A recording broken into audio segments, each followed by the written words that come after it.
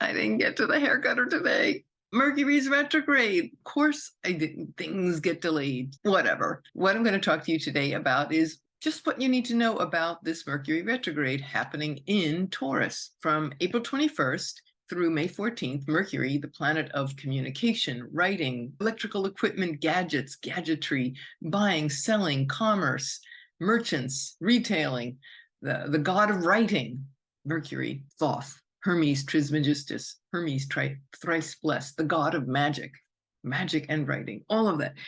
He's retrograde. This happens about 3 times a year, so it happens the most of all the planets, and it's always an interesting ride. Mercury is known as the trickster. What you see is not always what you get. When Mercury goes retrograde, it's a time to revise, rethink, renegotiate. Mercury rules the rational, logical mind. So things that are not logical during that about 3-week period. Yes, it can absolutely get us really annoyed. But what I have learned in my old age is that I am getting used to Mercury retrograde, having it just going with the flow of life, and that there are times in life. Telling a New Yorker that there's an ebb and flow it's taken me my whole life to get the ebb part, because it's always supposed to be charging forward, charge forward, get things done, never take a break. Well, guess what? The universe doesn't work like that. Nature doesn't. And so this time period when Mercury 3 times a year goes retrograde, it's that pause button. It's that kind of free fall where we get to engage the right side of our brain. So it's a really cool time. I've spoken about this before, and you can go back and look at the videos I've done about that mystical side with the yogic wisdom and all that. But what I want to talk to you today about is this particular Mercury retrograde, because it's very interesting. As I've said in the last few episodes, this is tied in with the eclipse. We're in the eclipse window right now, an eclipse just having happened, 29 Aries, now the sun's in Taurus. What does this mean? I'm also going to talk about Mercury in every house, where this interesting journey is going to take you. So Mercury retrograde in Taurus, the most interesting 2 facts, it's 2 degrees away from Uranus. So Mercury conjunct Uranus. Boy, you thought that Mercury retrograde itself was always a fun ride. Well, guess what? This year, this time it's going to be a real fun ride in the sign of Taurus. This is the sturdiest, it's the most earthy of the earth signs. It's a fixed earth, right? It doesn't get any more solid on the earth plane than Taurus. But what I love about it is that the presence of Uranus, and also the moon is exactly conjunct Mercury at 15 degrees of Taurus. The moon is exalted in Taurus. Moon finds a lot of support, right? Moon is about nurturing and pregnancy and growth and the physical body and the flourishing of that in the sign of Taurus. It's very copacetic. I think this is going to be a really interesting Mercury retrograde, and it will give us wild card moments of enlightening inspiration, lightning fast, light bulb moments. That is the Uranus way, that we didn't see coming, something surprising and exciting. So with Taurus, it's all about practical, reliable solutions, right? Mercury is always wanting to fix and solutions, right? But let's find a solution for something. So in this Mercury retrograde in Taurus, conjunct Uranus, we could find some really out-of-the-box solutions, very good, grounded, practical, reliable, stable solutions that are very different, that come from a place that we've never thought of before, or from people or relations, people who come back into our past that are just very different or just plain weird. Because let's face it, Uranus can also be weirdos. So be on the lookout for all of that. The cool thing too is when you think about Uranus and Taurus, it's been unsticking us from where we've been really lodged and stuck. Like the old stick in the mud. The hard part of Taurus is, yes, it can be reliable, but sometimes it can be a little too earthy, where we get stuck in our thinking, or we can get stubborn. So Uranus is like this little crowbar walking.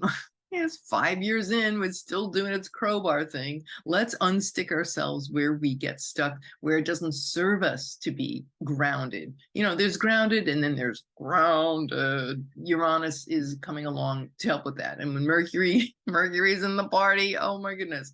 Very cool 3 weeks we're going to be seeing. What might we do before we get into the houses? I'll just say, what are some cool remedies? Communing with nature spirits, those are definitely outside the realm of normal, right? But officer, I was communing with fairies, so I'm Yeah, I kind of went over the speed limit. Whatever. Communing with nature spirits. Beltane's coming. The cross quarter, May 1st, May Day. Wait, it'll happen during Mercury retrograde. So when you think about like Puck in Midsummer Night's Dream, he's very mercurial, right? He's puckish. He's in the fairy elfin realm, and he was causing all kinds of trouble in Shakespeare's comedy, right? So think about that unleashed on Beltane. Now that'll be a fun way to dance around the maypole. Let's just have fun with this, and you never know what person who might flash come back into our life or just show up in our life and then help us out with some kind of problem or something that needs to be revised or rethought about. And it's just enlightening. And it's like, wow, I never thought of that. And then they disappear and you never see them again. Be prepared. Be prepared for the wild, the unusual, the out of the box thinking, out of the box problem solving. I would also say too, on a more somber note,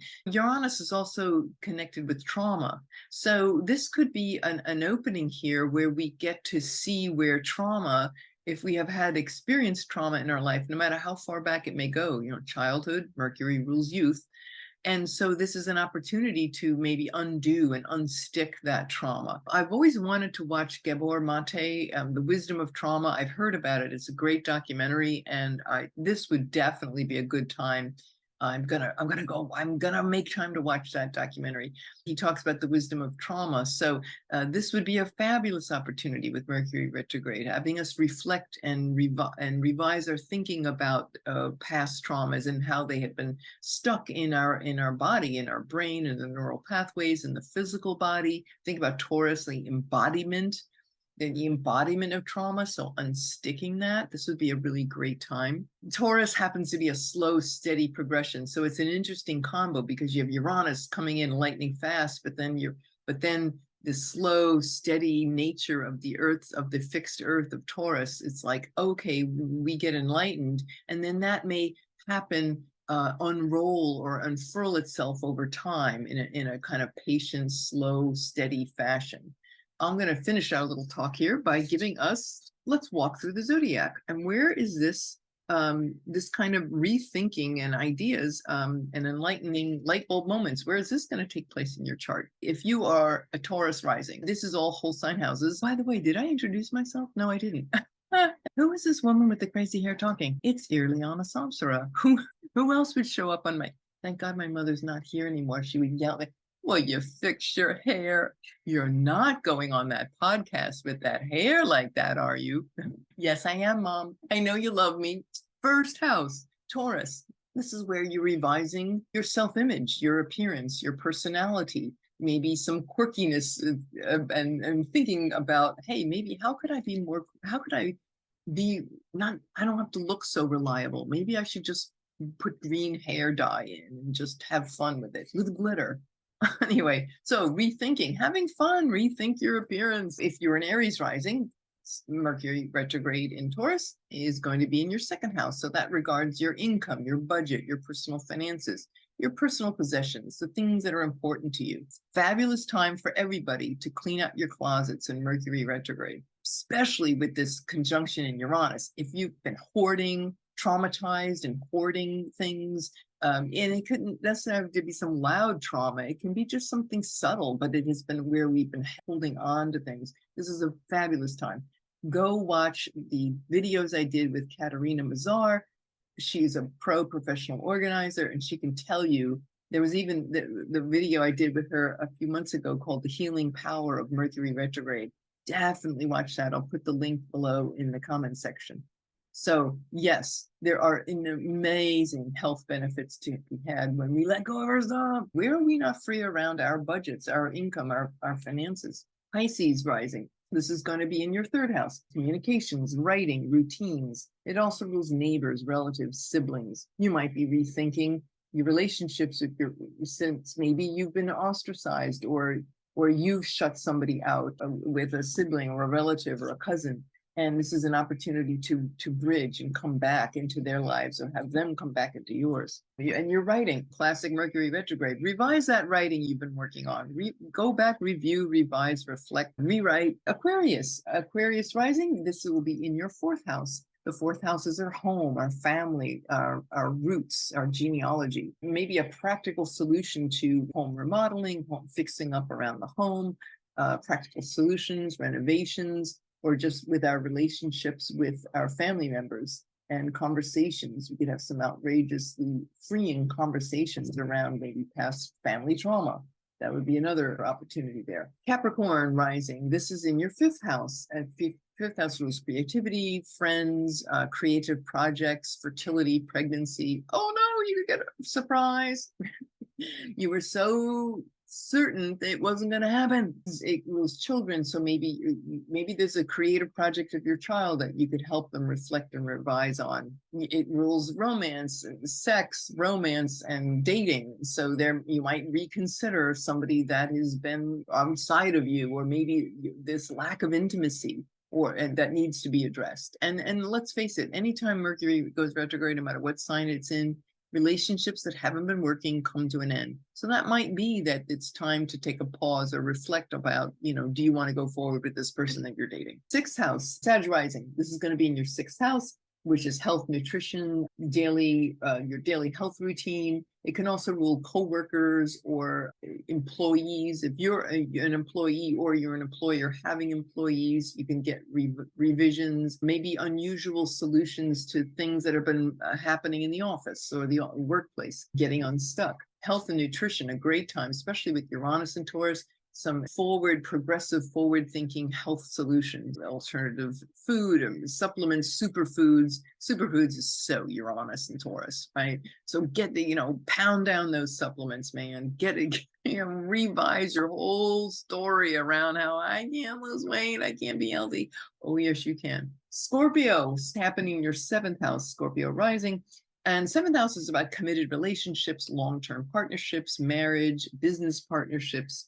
It can also be about legalities and agreements. So you're revising and revisiting and maybe letting go of legal matters and agreements that don't serve you. It's also the house of open enemies. It could be cutting ourselves off and finding a boundary, and a healthier boundary. If we've been traumatized by a certain relationship or partnership, this could be an opportunity to heal that and to come together, or to just make that break. Libra rising, this is in your eighth house, which rules finances, shared resources and assets, investment portfolios, venture capital, wills, estates, inheritances, trusts, taxes. Hopefully you've filed your extension by now. The IRS may, I'm just saying, they may call you and say, excuse me,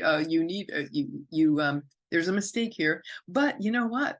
With the North Node in Taurus, it might be like, hey, guess what? We owe you $60,000. You don't owe us that. We owe you that. That would be nice. It could also be the assets of one's spouse. So if the second house is your own assets, to revise and maybe working together with your spouse's assets and reflecting on your investments together. Virgo rising, your Mercury retrograde is going to be in your ninth house, which rules philosophy, spirituality, religion. It also rules the law, the judicial system, long distance travel. So there may be some delays or opportunities to rethink or revise travel plans, higher education as well. Maybe you're looking at your education plan. Maybe there's some delay that's going on there, but it's having you rethink and find out where there might be a more innovative solution. For Leo rising, this is in your 10th house, where you are rethinking your career, considering your values, what's important to you with your career, work.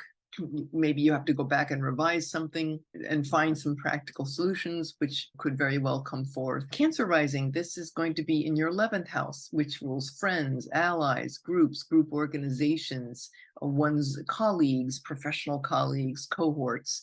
So maybe you're rethinking, maybe there's a group that doesn't serve you anymore, that you feel ostracized from, or that maybe you feel don't reflect your values. And so this would be a rethinking about who you hang out with. And then 12th house is Gemini. Gemini rising, this is happening in your 12th house. The 12th house is considered the joy of Saturn. So it's a place, there is the hermit, which will contemplate. So this would be a very rich time to just really settle in quiet and silence, and grounding oneself will enable you to get some outrageous flashes of inspiration and insights. Say in meditation, meditating in the woods, fabulous for all of us. Certainly for you, Gemini rising, 12th house Mercury's here.